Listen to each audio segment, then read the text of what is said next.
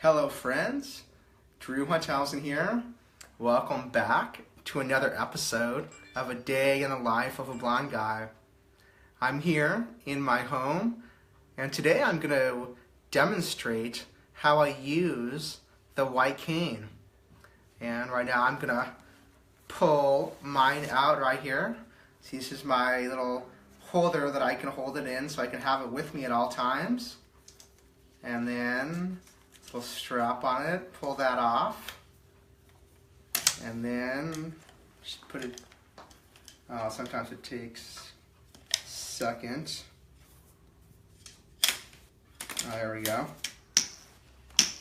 And there's my white cane.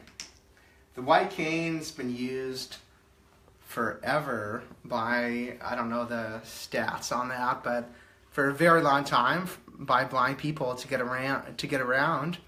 And I'm just going to show you a couple other things that I use along with the white cane, and I'm going to describe the white cane.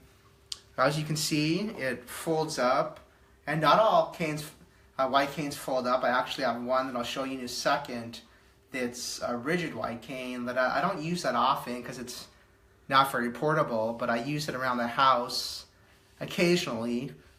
Sometimes you go in the backyard. But this is the one I use the most because it folds up. It's very portable. And on the end here, this is the cane tip. And this tip, as you can see, I'm rolling it. It rolls back and forth. That makes it doesn't get stuck on stuff as much. And this tip is called a marshmallow tip. As you can see, it's kind of looks like a marshmallow a little bit. There are also other tips. This one comes off. I have another tip that I'm not going to put on it right now, but I'm just going to show it to you. It's right here. This is called a ball tip. And I don't use this tip much anymore because it doesn't have my opinion, doesn't have as good of a sensitivity in terms of feeling what's on the ground for the kind of travel I do. But I did use it quite a bit when I was in high school because the travel I did around my high school campus, there was huge broken up sidewalk, different places, and the marshmallow tip or the smaller chips just get eaten up and stuck too often. So in those cases, it's nice to have a bigger tip, but this one rolls the same way. Okay. Real quick, before I'll show you my rigid cane, I have it right here. This is actually a very tall one. That's one of the reasons I don't like it as much. It's a little too long for me, but see, it's rigid. It doesn't fold it up at all. And I keep this one handy, as I said, for occasionally going in the backyard and to get around there. And there's one place in the house that I use it just to walk quickly across a wide open space. But other than that, in my house, I don't use the cane much because I'm very familiar and I just feel things with my hands and I can move around. That's the quickest way to move around. So I'm going to stick this cane back on the table real quick. Cross. Alrighty. One other thing I'm going to show you here that I'm not going to demonstrate outside today because it's pretty noisy outside today in terms of doing a video. There's a lot of people doing yard work and all that stuff. But this is called a crossing card, and I'll show you. I'm going to put it around my neck because that's why I use it when I do use it. And for crossing major intersections, I use this because people who have normal hearing, blind people, a lot of them can listen to the traffic and hear, the traffic surge, and there's a lot of audible traffic signals now, so they can know when to cross. But for me, even with the audible traffic signals, it's difficult because I only hear them on one side, so I don't have the sound location. So I'm not comfortable crossing on my own because I don't know my left side. I don't hear it all. Is it coming from my left side or is it coming from my right side? it's difficult to figure that out. So I have this crossing card right here. You can see it just asks for assistance. So what I do is I'll hold it up when I'm waiting at the stoplight. I'll hold it up to do, different directions. Sometimes it takes quite a long time, but it's useful. That way I can feel safe, so someone can stop, or if there's a pedestrian, and just take my arm and help me cross the street safely. All right, well, I'm going to put this back on the table. You know what that is? It comes in handy for sure, oftentimes. All right, well, now I've showed you those couple things. I'm actually going to show you how I walk now. I'm going to come out, I'm going to walk towards my front door. I'm not going to go all the way there, but I'm going to come around here and turn left, my cane in front of me.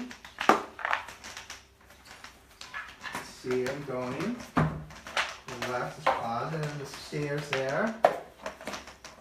All right. And I pass the stairs there. This is where I'm going to turn around. But as you can see, I have it out in front of me, back and forth. So I'm feeling the things on both sides. And when I hit things, I know that they're there. So this is called, if I were to just keep in contact with this the whole way down, that's called trailing. Just keeping in contact with something, so I know it's there, and it definitely helps, like on a long building, or even a big crack in the sidewalk, helps you to go in a straight line. Alrighty, I'm going to come back around the table, and I'm face this direction again, and well, that's the very, very basics of using a long white cane, as it's called. I use mine in my neighborhood a little bit to get around. As you can see, I use it in the house a little bit. Wish I could take you out. I'll have to show you sometime. And the other way I use it, that it's going to be for another Facebook Live. I can't tell you exactly when that's going to be, but if you ever out and you're just tired, or you're just not feeling comfortable driving, always call me up, because I don't have it today. My blind chauffeur's license, I don't have it with me today. I misplaced it. But how that works is I get in the driver's side of your very nice car, stick my cane out the window, so I can feel what's in front of me, and I can drive pretty well. If you want to give it a try, I'll definitely have to. I've done it before. If wide open space, it's actually quite fun. Well, my friends, that just about concludes another episode of A Day in the Life of a Blind Guy. As always, I want to hear from you. What did you like about this episode or other episodes I've done? What would you like to see in further episodes? What are you interested to see? How a blind guy does certain things.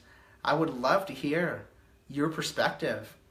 Yeah, I would also love for you to get my free guide, The 5 Keys to Living a No Excuses Life Filled with Joy, Peace, and Prosperity. You can get it at my site, drewsinspirations.com.